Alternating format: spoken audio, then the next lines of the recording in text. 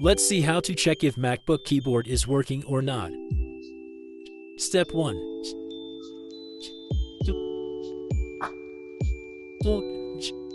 Turn on the keyboard backlight, then move it to a dark place and test it thoroughly.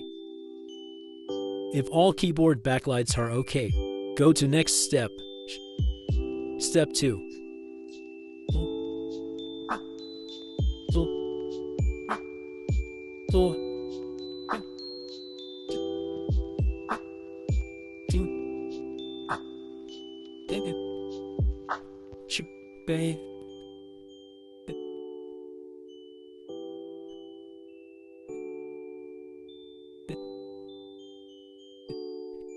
Now you need to launch the keyboard menu bar.